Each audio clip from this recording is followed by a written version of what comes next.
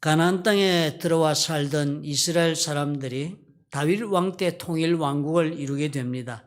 그리고서는 솔로몬 왕 때까지 국력이 아주 왕성하게 그렇게 커갔지만은 그 솔로몬이 죽은 후에는 이 나라가 둘로 나누어졌습니다. 지금 우리나라와 비슷하게 그렇게 나누어졌어요. 북쪽으로 나누어진 나라는 10지파, 인구도 더 많습니다. 12지파 중에 10지파가 가서 이스라엘이라는 이름을 써서 나라를 세우고, 남쪽은 유다라는 이름으로 그렇게 두 지파가, 유다와 베냐민 지파가 합하여 그렇게 명맥을 이어가게 됐습니다. 그런데 북왕국 이스라엘은 하나님을 떠나서 살던 아주 그런 나라로서 그 결국에는 아수르에게 먼저 멸망을 합니다. 북왕국 이스라엘이 아수르에게 멸망한 지 약 145년쯤이 지난 후에 남쪽 유다 왕국은 아수르를 정복한 바빌론 제국에게 정복을 당하고 맙니다. 그래서 두 나라가 다 망합니다.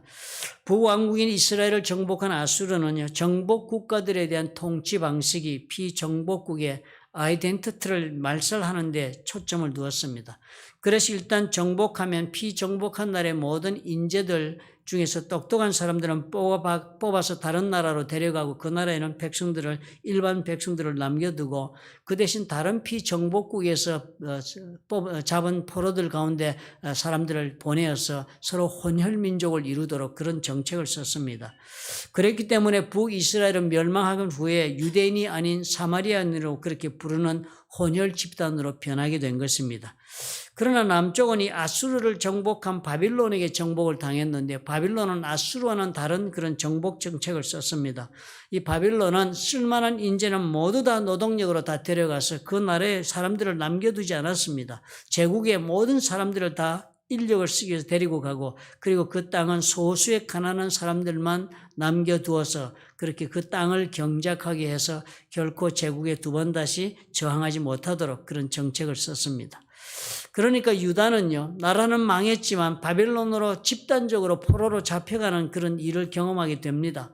대다수가 전쟁에 죽임을 당하거나 아니면 포로로 잡혀가고, 그리고 아주 가난한 소수의 사람들, 힘없는 사람들만 그 땅에 남겨두고 그 땅을 경작하도록 그렇게 했습니다. 그래서 유다가 바빌론으로 포로로 잡혀가서는요, 바빌론에서 집단촌을 이루고 삽니다. 바빌론에서 집단촌을 이루고 바빌론 그 제국을 이루는 일에, 운하를 파는 일에 동원이 되어 살았습니다. 그렇게 70년의 세월이 지납니다. 예레미야가 하나님으로부터 받은 약속한 기간이 70년이었잖아요.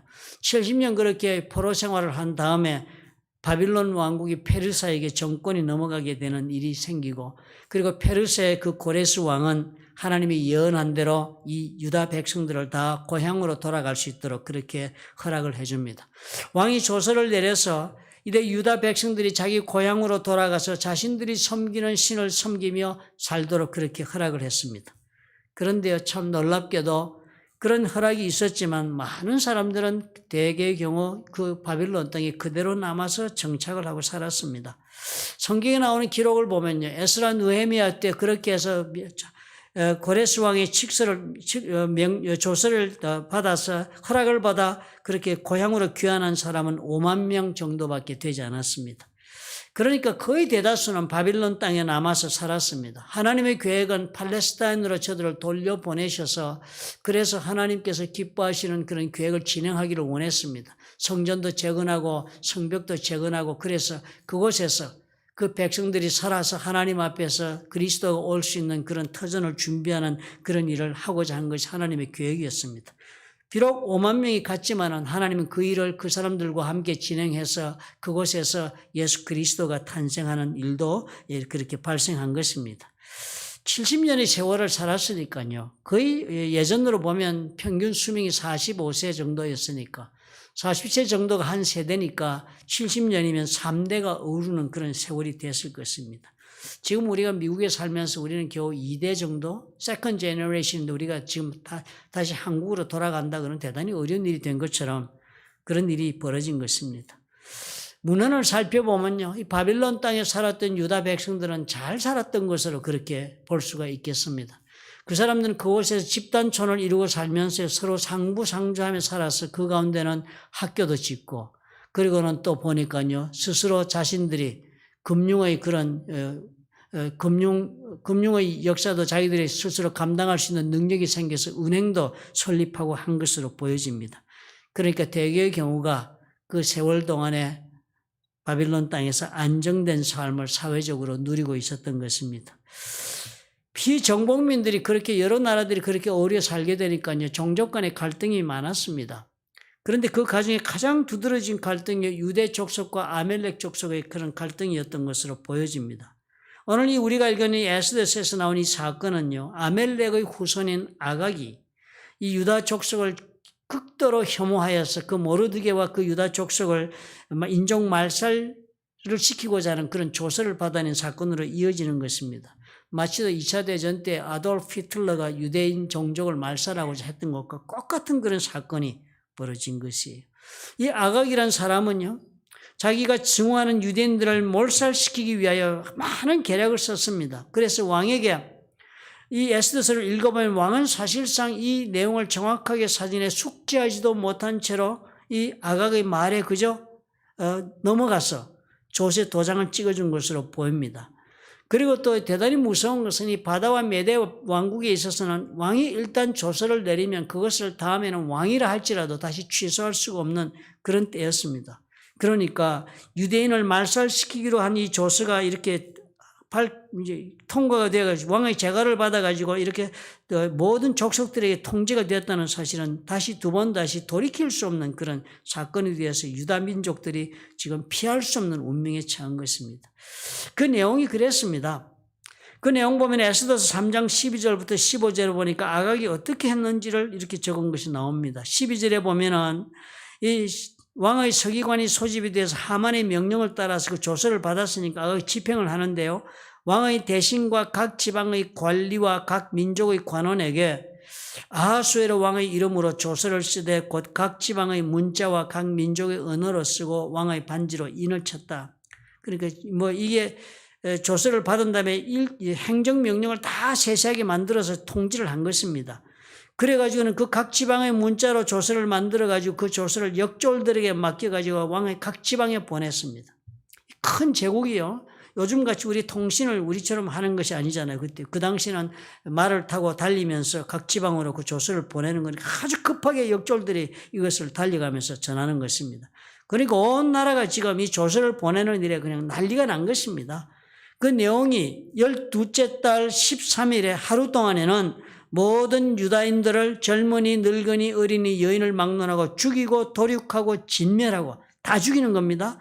그리고는 그 재산을 탈취할 수 있겠습니다. 그리고는 이 명령을 각 지방에 전하기 위해 조서의 초본을 모든 민족에게 선포하기 위해서 그날을 준비하게 하라 했으니까 역졸이 왕의 명령을 받들어 급히 나가매 그 조서가 도성 수산에도 반포되니 왕은 하만과 함께 앉아 마시되 수산성은 어지럽더라 그랬습니다. 그런데 사실 이 아각이요, 왕에게 이런 허가를 받아내는 것도 간단한 이유를 제시하고 받았습니다. 그 이유가 이랬습니다. 하만이 아하수엘의 왕에게 아뢰되 한 민족이 왕의 나라 각 지방 백성 중에 흩어져 거하는데 그 법률이 만민의 것과 달라서 왕의 법률을 지키지 아니하오니 용납하는 것이 왕에게 무익합니다. 라는 것이 이유였습니다.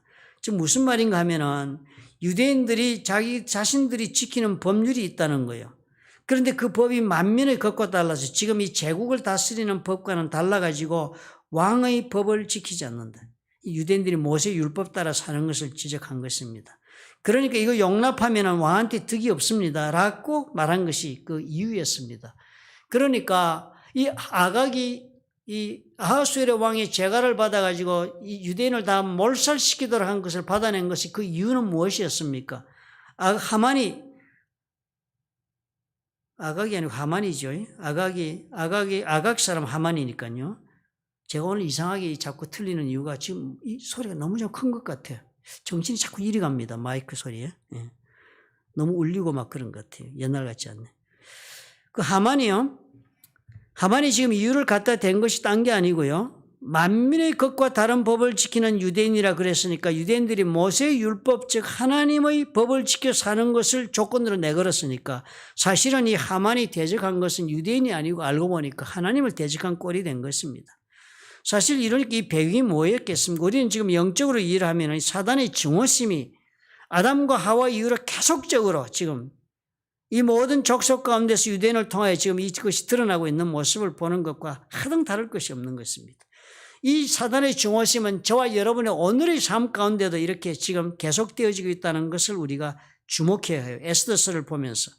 이 영적인 이 대전쟁이 지금 우리 삶 가운데도 동일하게 지금 일어나고 있는 것입니다. 사실 이런 사건이 터지기 전에 이 유대인 이 이야기가 에스더서에 그 기록될 때 보면은 모르드게라는 사람이 이야기가 나옵니다. 그죠? 모르드게가 삼촌의 딸 에스더를, 삼촌이 일찍 죽으니까 에스더가 혼자가 됩니다. 에스더가 그렇게 고아가 되니까 사실은 사촌간인데요. 자기 딸처럼 키웠습니다. 모르드게는 이 포로로 잡혀온 사람이고 에스더는 여기 바빌론에서 태어난 딸입니다. 그러니까 나이 차이가 대단히 많았습니다. 그리고 부모처럼 이 에스더를 길렀어요.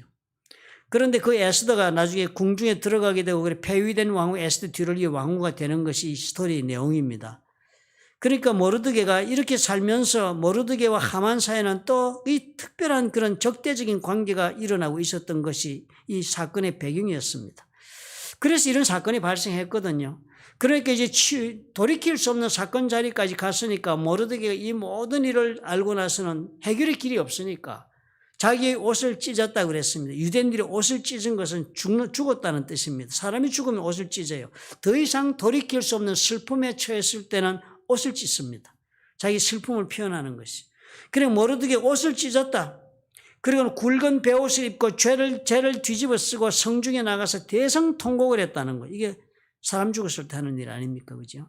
하나님 앞에서 죄를 뒤집어 쓰고 죄 가운데 하나님 앞에 회개하고 그리고 통곡하면서 자신의 죄 때문에 이 모든 것이 일어난 것처럼 고백하면서 지금 하나님 앞에 나간 모습이에요. 그렇게 해서 대궐 문 앞까지 갔습니다. 그런데 굵은 베옷을 입은 자는 대궐 문을 통과하지 못하니까 거기서 멈춰서서 엎드려서 지금 있었던 거예요. 왕의 명령과 조서가 각 지방에 이르매 유다인이 크게 애통하여 금식하면서 울고 부르짖고 굵은 베옷을 입고 제 누운 자가 무수하더라. 지금 엉망진창이 된 겁니다. 온 나라가. 그죠? 혼란이 막 일어나고 지금 모든 사람이 이제 죽었다고 생각하고 막 통곡하고 막 어떻게 해야 좋을지 모르니까 금식하고 막 나단이 난 것입니다. 하나님 앞에 기도하고요. 그 에스더가 이 당시 이제 왕으로 돌아가서 지금 얘기가 되는데요. 이 에스더가 왕후가 된 배경이 또 이런 것이 있습니다. 이 배경이 된 것도 가만히 보면 정상적인 무슨 사건이 있거나 경로가 되어서 에스더가 이 왕후가 된 것이 아니었어요. 그 당시 왕이 아하수에르였습니다. 그 아하수에르의 아버지가 아닥사스다 왕이었는데요. 그 아닥사스다 때가 그리고 또 아하수월의 때가 그때 일어난 일들이요. 그리스를 정벌하러 갔다가 오히려 정벌 다 하러 갔다가 생명의 위협을 위협을 느낄 정도로 그렇게 패망해서 돌아온 그런 패전을 한 그런 왕들이었습니다. 그러니까 그런 아하수에르 왕이 수산궁에서 즉위한 다음에 3년 만에 모든 지방 신하들을 다 불러서 바사와 메대의 장수와 각 지방의 귀족과 지방관들을 다 불렀다으니 온 나라에 지도자급이 되는 사람 다 불러가지고 왕이 잔치를 여는데요. 180일을 열었습니다. 180일이니까 6개월 동안 잔치를 한 거예요. 그렇게 6개월 동안 잔치를 해서 이 분위기가 이상한 것 아닙니까? 지금 잔치를 했다. 지금 나라가 무슨 나라가 아무리 강대국이라 할지 6개월 동안 잔치를 합니까? 그리고 이 수많은 사람들이 잔치를 하니까 어느 한 장소에서 그렇게 잔치하는 게 아니라 큰 들판에서 그 왕들이 그 베푸는 그 잔치를 해야 되니까 천막을 치고 그렇게 하니까 어마어마한 경비를 들여서 어마어마한 행사를 지금 하는 것입니다. 그러다가 그런 자리에서 왕이요. 사람들과 잔치를 하다가 희한한 제안을 하는 것입니다. 자기 부인이 너무 아름답다고 생각이 들어서 그랬는지 자기 왕비 와스디를 불러라. 그래서 그 와스디를 불러서 와스디가 사람들 앞에 얼마나 아름다운가 그 미모를 한번 그렇게 보이라 그랬습니다. 그랬으니까 그 와스디가 그 이야기를 듣고 나오기를 거절했습니다. 그 사람들 앞에 자기 미모를 자랑하러 왕후가 나온다는 얼마나 채신머리 없는 짓입니까? 권위가 얼마나 떨어지겠어요. 그러니까 와스디가 거절했습니다. 그리고 그 문제가 급기야는 크게 발전해가지고 왕권에 도전하는 것으로 끝나지 않고 와스디가 모든 사람들의 동의를 얻어서 폐위가 되고 많은 사실이 벌어진 거예요.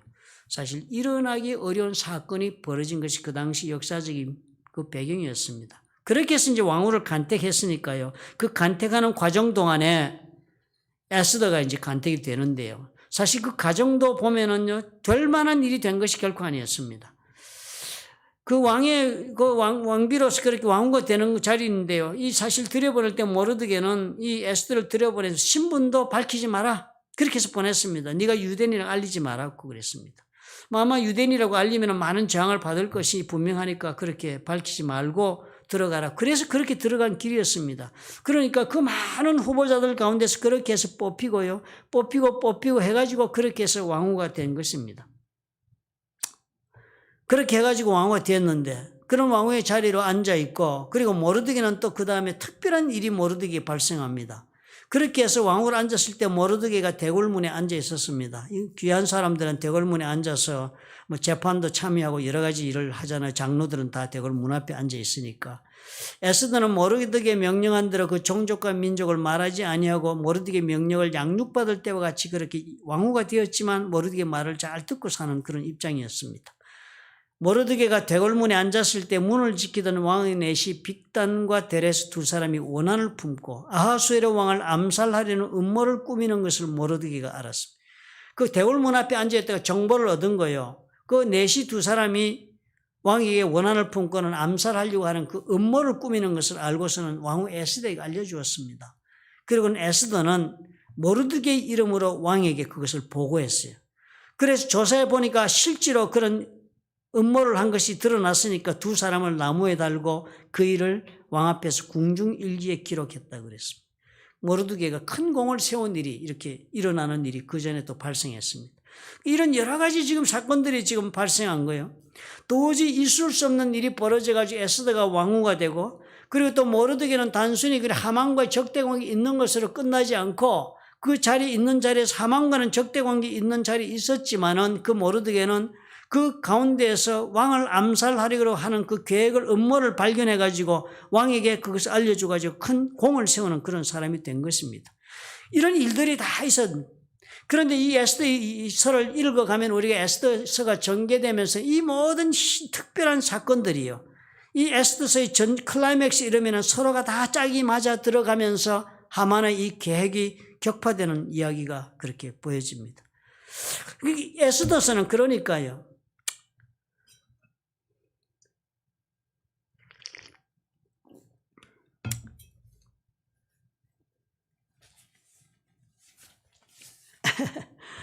하만의 손에서 이렇게 시작된 사건이지만요. 그 일을 저지하고 유대인이 보호를 받고 또 하만과의 싸움에서 승리하고 한 이 모든 것들이 사실은 유대인의 보호자이신 하나님께서 하신 일이다. 하나님께서 주도 면밀하게 미리 상황을 준비하시고는 또 준비하신 그 사람을 사용하셔서 이루어낸 대서사시다 하는 것을 보여주는 그런 책이 되는 것입니다.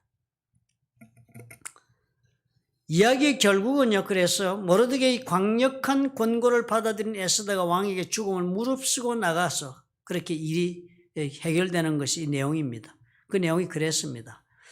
대궐문 앞까지 굵은 배를 입고 와서 통곡을 하고 있으니까요. 그리고 수많은 유대인들이 거기 소란을 피우면서 뭐 중내산해하고 애통해하고 있으니까 그 소식이 궁 안에도 들려오겠죠. 그러니까 에스더가 그 소식을 듣고서는 자신의 시녀와 내시를 그렇게 보냈습니다. 그리고 바깥에 보내가지고 그 내신 하닥을 보내가지고 내용을 물어보았습니다. 그래서 에스더가 가서 왕의 어명으로 자기의 가까이 있는 내신 하닥을 불러서 명령해서 모르드게가 가서 이것이 무슨 일이고 무엇 때문인가 한번 알아보라 그랬습니다. 그랬더니 하닥이 대궐문 앞 성중 광장에 있는 모르드게에 갔어요. 그리고 모르드게가 자기가 당한 모든 일, 하만이 그 계획을 자세하게 설명해 줍니다. 금구에 바치기로 한 은혜의 정확한 액수까지 다 하닥에게 말을 해주고 또 유다인을 진멸하려고 내린 그 왕의 조세의 초본도 하닥에게 주었습니다. 그래서 에스더에게 보여 알게 하고 그리고는 부탁한 거예요. 모르드게 이렇게 말씀을 좀 전해라 왕후에게 하면서 하는 말이 왕에게 나아가서 그 앞에서 자기 민족을 위하여 간절히 구해라. 그 말을 전하라 그랬습니다. 그래서 하닥이 돌아와가지고 모르드게 그 말을 에스더에게 알려주었어요.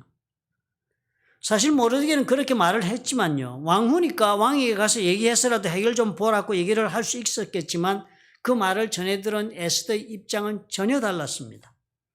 뭐 우리 사극에는 이렇게 보면은요, 중전들이 막 왕에게 가가지고 뭐 아무 때고 가서 무슨 하고 싶은 얘기 막 하고 뭐 종알종알대고 하는 일들이 많이 있는 것으로 보여지잖아요. 그렇지만 이 페르시아 제국은 그렇지 못했습니다. 비록 왕비라 할지라도 누구를 막론하고라도 왕이 부르지 않는데 왕 앞에 그냥 나서가지고 좀 저 좀 뵙겠습니다 할 수 있는 상황이 아닙니다. 그것이 허락되지 않는 것이에요. 아마 왕이 신변의 보호를 위해서 그랬는지 모르겠습니다. 아무나 막 닥쳐오면 그 암살자도 올 수 있고 뭐 그러니까.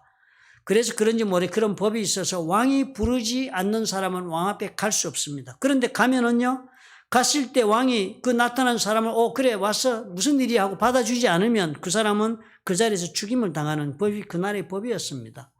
그러니까 이런 때니까 에스더가요, 아무리 모르드게가 가서 왕에게 우리 입장을 좀 간절히 구해서 좀 해결을 보아달라고 얘기를 하고 그렇게 하고 싶다 할지라도 갈 수가 없는 것입니다. 가면 어떻게 해요? 죽음의 위협을 무릅쓰고 가야 하는 문제가 된 것입니다. 그러니까 에스더가 하닥에게 말을 다시 전했습니다. 모르드게 가서 말 좀 전해라. 왕의 신하들과 왕의 각 지방 백성이 다 알거니와 남녀를 막론하고 부름을 받지 아니하고 안뜰에 들어가서 왕에게 나가면 오직 죽이는 법이다. 왕이 그 자에게 나선 사람에게 금규를 내며, 왕이 들고 있는 그 쥐봉 같은 게 있습니다. 왕들이요. 그것을 이렇게 내밀어 줘야만 산다는 거예요. 이제 내가 부름을 입어 왕에게 나가지 못한 지가 이미 30일이다. 한 달 동안 지금 왕을 본 적이 없는데 내가 그렇게 쉽게 나갈 수 있는 문제가 아니다. 그랬더니 모르드게가 에스더에게 답을 하는데 이렇게 했어요. 너는 왕궁에 있으니 모든 유다인 중에 홀로 목숨을 건지리라 생각하지 말라. 이때 내가 만일 잠잠하여 말이 없으면 유다인은 다른 데로 말미암아 노임과 구원을 얻으려니와 너와 내 아버지 집은 멸망하리라. 내가 왕후의 자리를 얻은 것이 이때를 위함이 아닌지 누가 알겠느냐. 이 말을 듣고 에스더는 3일 금식을 선포합니다. 내 3일 금식하고 가겠습니다. 그러니까 모르드게 그 모든 사람들도 같이 3일 금식하고 기도해 달라. 내가 죽으면 죽으리라. 그러고 나가시는 거예요. 그리고 가게 됩니다. 그렇게 해서 아하수에로 왕이 갔더니 참으로 놀랍게도 에스더를 받아들이고, 그래서 에스더는 잔치 자리를 마련하고 그 자리에서 왕은 하만을 불러라 하니까 하만도 불러주고, 그런데 그 자리에 갑자기 또 왕이 모르드게의 일도 생각나게 하고 이랬어요. 모르드게는 포상도 받고 이런 일들이 이어지고, 그래서 하만은 결국 자신이 만든 함정에 빠져 죽게 되는 것입니다. 그리고 유다인들은 이런 에스더의 공로에 힘을 입어서 목숨도 건지고 오히려 유다인들을 미워하는 적들을 척결하고 다시 살아났습니다. 그러니까 에스더의 이야기가 이런 이야기입니다. 하나님께서 하만의 함정에 빠진 유대인들을 어떻게 구해내셨는가? 미리 하나님이 준비한 사람을 써서 이 일을 했다라고 이야기하는 것이 에스더의 내용이죠. 그죠? 에스더는 이 과정에서 어떻게 해요? 그리고 모르드게는 또 어떻게 이 과정을 보내서 이 문제에 처하여서 하나님의 이 유대인을 구출하고자 하는 계획에 쓰임을 받게 되었는가 하는 것을 오늘 우리가 생각해 보자는 것입니다.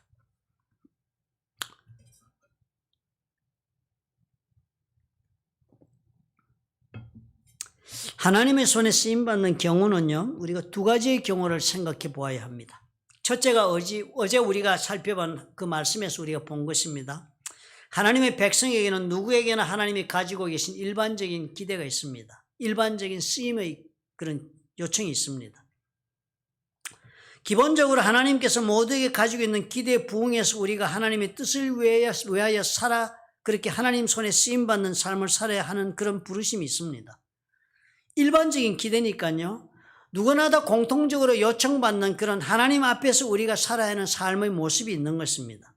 쉽게 우리가 비유한다면 대한민국의 남자라면 누구나를 막론하고 군대를 가서 국방의 의무에 쓰임받아야 하겠습니다. 그죠? 이런 것처럼 우리가 하나님 앞에 예수 믿고 하나님 백성이 되면 우리는 어떻게 해요? 우리 하나님께서 가지고 계신 그 모든 기대를 우리는 다 공통적으로 우리 삶의 의무감을 가지고 어깨에 쥐고 그렇게 살아야 하는 것이 우리 쓰임받는 부르심이다.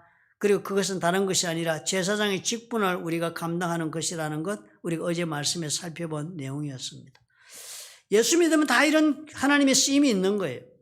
예수 믿으면 다 누구나 다 교회 일원이 되는 그런 사람이 되어 쓰임 받습니다. 그죠?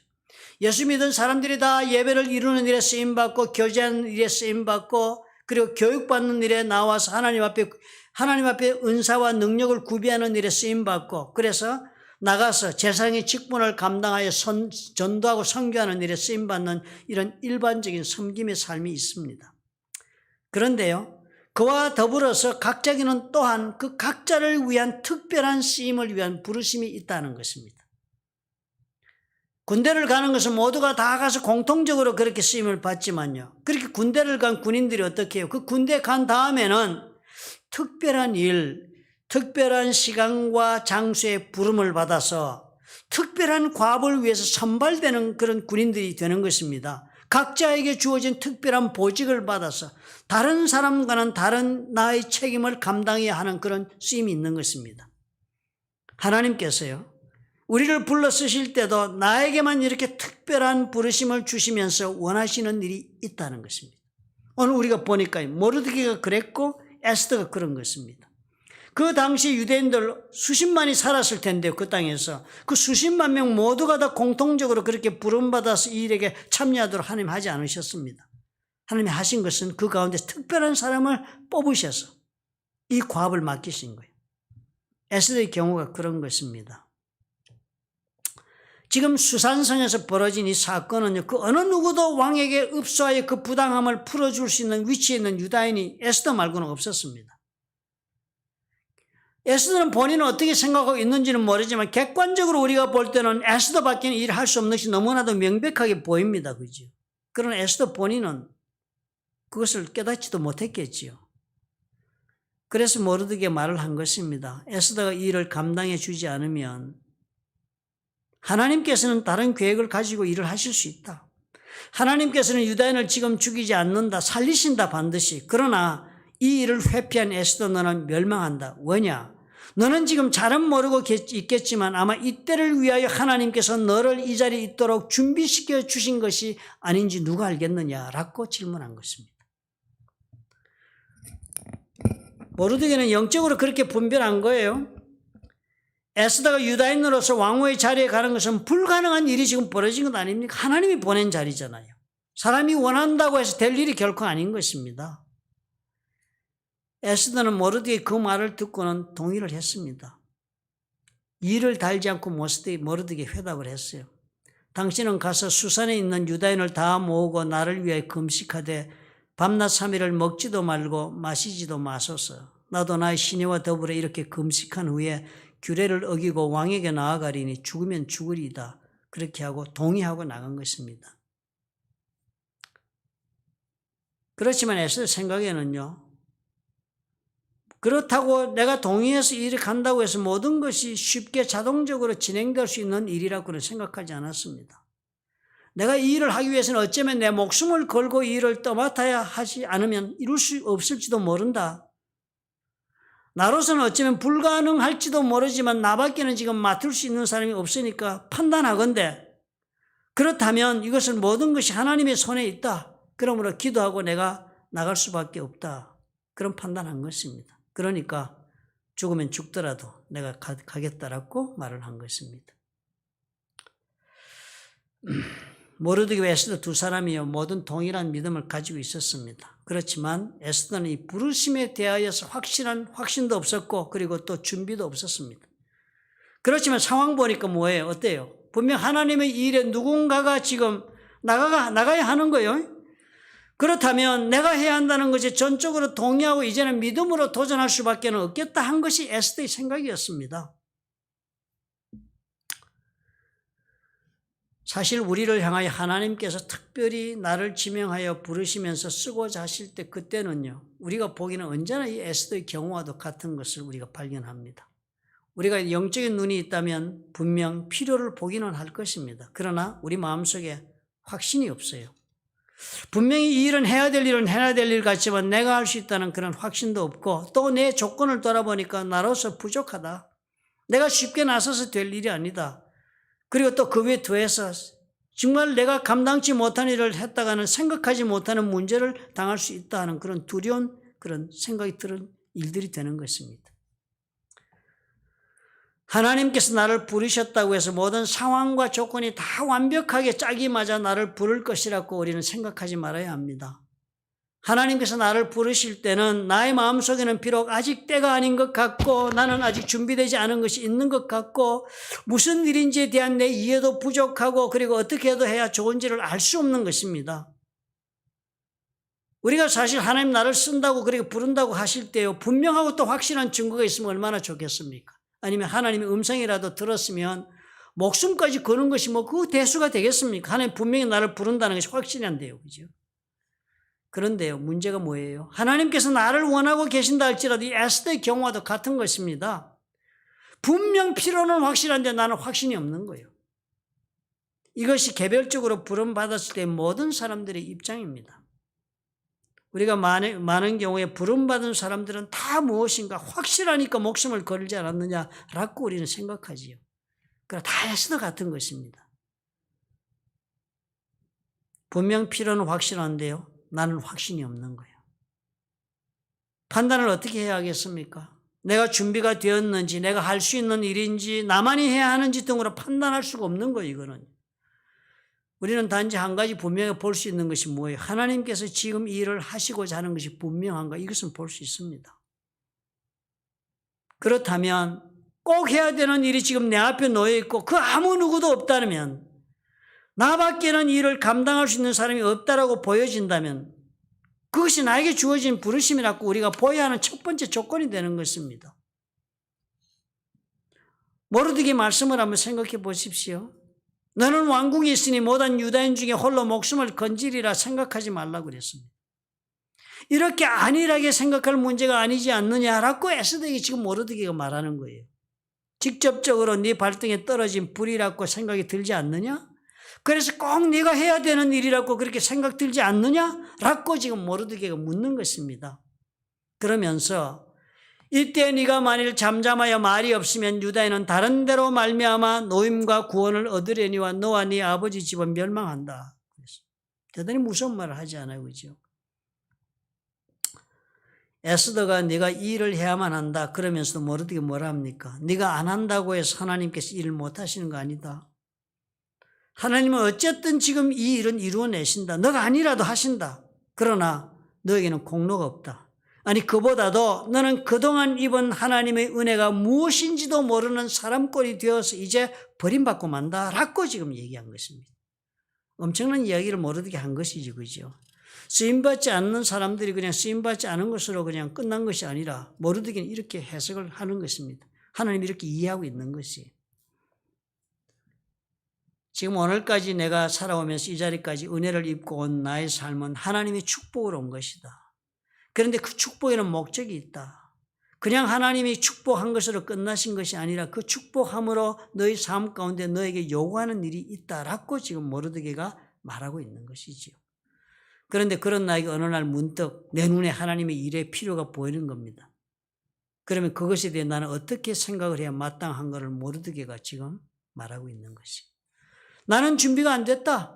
환경과 조건이 안 돼서 할 수 없다. 다른 방법을 찾아야지 내가 나설 것이 아니다 라고 말하지 말라는 것입니다. 예수께서 십자가에 달리시기 전에는요, 성 안에 매일 드나드시면서 말씀을 전하고 그러시면서 그 마지막 주간을 보내셨을 때입니다.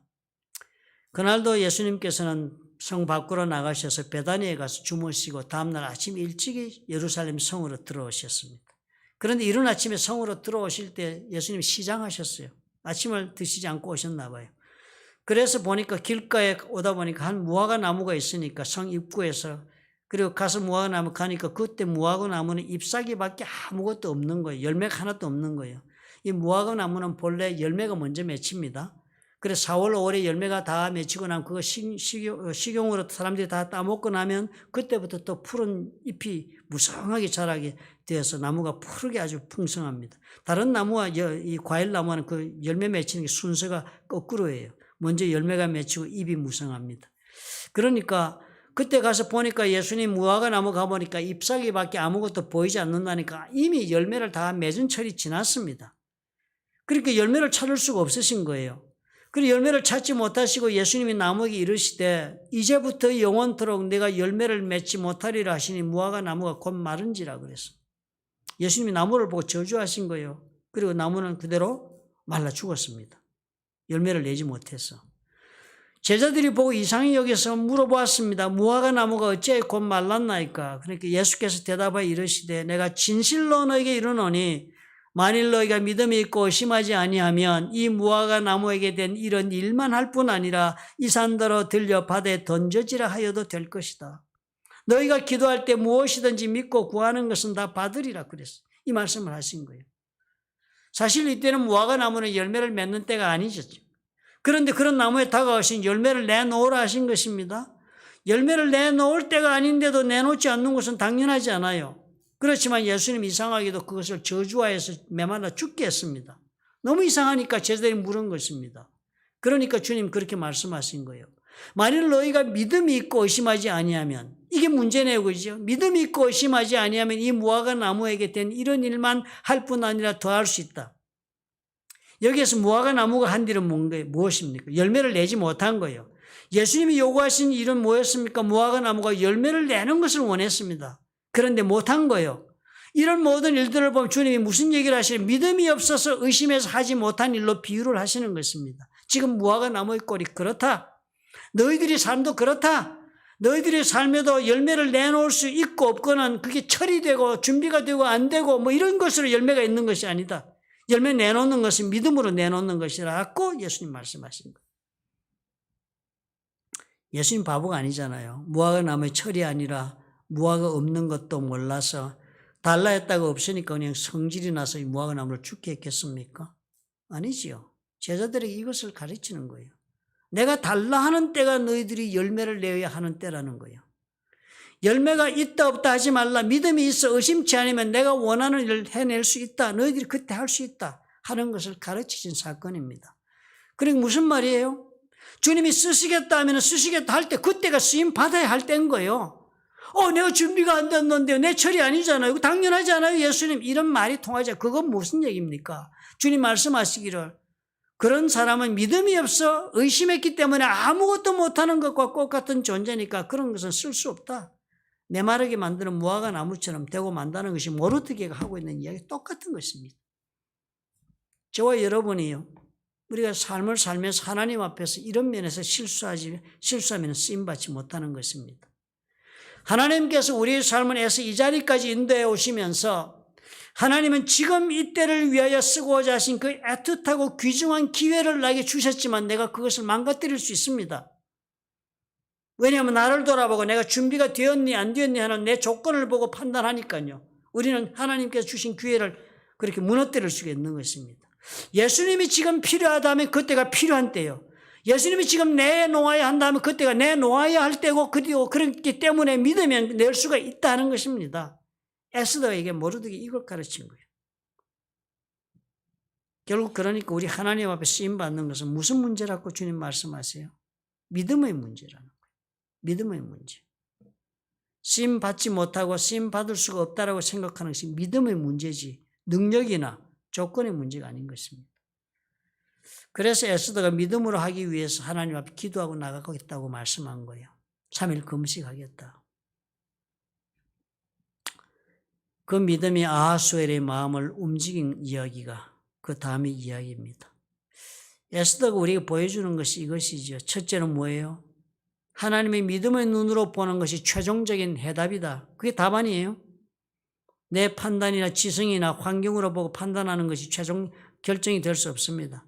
내 믿음의 눈으로 보는 것이 최종적 판단이 되어야 해요. 그리고 어떻게 해요? 그 다음에 하나님에게 자신을 가져야 해요. 나는 지금 가진 것이 없지만 내놓으라면 내 그 믿음으로 나가면 내놓을 수 있다고 자신감 가져야 합니다. 하나님 쓰시겠다면 쓰시면 하나님께서 나에게서 무엇인가를 하나님 계획하신 바를 이룰 수 있다는 자신감을 가져야 합니다. 그를 어떻게 해요? 올인해야 해요. 전심으로 합심으로 다 같이 투신해야 해요. 나뿐만 아니라 나와 관계된 모든 자와 함께 기도하면서 올인해야 돼요. 에스더 그거 한 것 아닙니다. 인생을 던졌습니다. 쓰임받기 위해서. 특별한 쓰임의 기회에서는 이런 자세가 아니면 우리가 쓰임받지 못하는 것입니다. 저와 여러분 오늘 21일 동안 우리가 기도해 왔는데요. 오늘 이 자리까지 우리가 인도하신 하나님께서는 결국 우리에게도 이 에스더의 자리까지 우리가 가게 하고 계신다는 사실을 믿음의 눈으로 보시기를 바랍니다. 어제는 우리가 살펴본 대로 나의 오늘이 있게 하시기까지 내가 모든 일에서 다 성공해서 하도록 그렇게 준비시키시는 하나님이 아니란 것도 우리가 발견하지 않았습니까? 우리 인생에서 우리가 시험에 모두 다 100점을 받아서 학교에서 우등생이 되듯이 그렇게 해서 인생을 살게 하시는 하나님이 아니라는 겁니다. 우리가 재물도 벌어 성공하고 건강도 우리가 다 갖추고 결혼에서도 성공하고 인간관계에서도 존경받고 그래서 인생 우등생 인생 100점을 우리가 맞아서 하나님께 쓰임받는 것이 아닌 것입니다. 하나님 앞에서는요, 시험 100점이 인간 100점이 아닙니다. 틀리게 하시고요, 당황하기도 하시고, 그래서 우리는 부끄러움을 당하고 수치를 당하고 고통을 당하고 슬픔에 빠지게 하기도 하고 상처 가운데 우리가 몸부림치게도 하는 일들을 당하게 하신 것입니다. 모두가 다 모여 돌아보니까 내 인생에서 내가 답을 제대로 찾지 못해가지고 생긴 문제들이죠. 잘못 선택하고 잘못 판단하고 능력도 모자라고 아니면 죄 짓고 그래가지고 다 오답을 내가지고 그 오답을 낸 모든 문제는 내 평생의 기억에서 지워지지 않을 일들입니다. 내 평생의 기억에 그렇게 새겨진 일들이 되어서 앞으로는 그런 문제 앞에 내가 서서 정말 하나님 앞에서 내가 살기로 결단했다면 두 번 다시 동일한 그런 오답을 내지 않을 사람이 된 것입니다. 우리 그것을 기억해야 해요. 우리 하나님 그래서 우리를 이렇게 연단하고 준비시켜서 우리 하나님 쓰십니다. 하나님의 학교에서는 하나님이 선택하시는 특별한 일에 쓰실 분들은요, 이렇게 인도에 다 가신다는 사실을 여러분 믿음으로 바라보시기를 예수님의 이름으로 부탁을 드립니다. 나는 지금 무화과 나무 열매를 낼 철이 아닌데 주님이 어쩌자고 이러시는가, 이런 생각하시지 마시기 바랍니다. 에스더에게 한 말을 기억하시면 되겠습니다. 네가 왕후의 자리를 얻은 것이 지금 이때를 위함이 아닌지 누가 알겠느냐. 우리가 준비된 철이 열매를 내는 철이 아니라 주께서 필요하다는 철이 열매를 내놓을 수 있는 철이라는 것을 우리가 믿자는 것입니다. 그래서 우리가 필요하면 기도하라 하십니다. 믿음으로 그러므로 의심치 말고 기도하라. 그러면 주께서 나를 사용하시 그 계획하신 바를 이루신다 합니다. 이를 위하여 오늘까지 저와 여러분이 인생을 살아왔다는 사실을 여러분 믿음으로 받아들이시기 바랍니다. 코로나 이후는 여러분 이렇게 한번 우리 살아봅시다. 에스더 이 사건 이후에 이스라엘 온 민족은 평생에 그리고 영원한 그런 축제의 날을 선물로 받습니다. 평생에 기억하는 축제의 날을 선물로 받았습니다.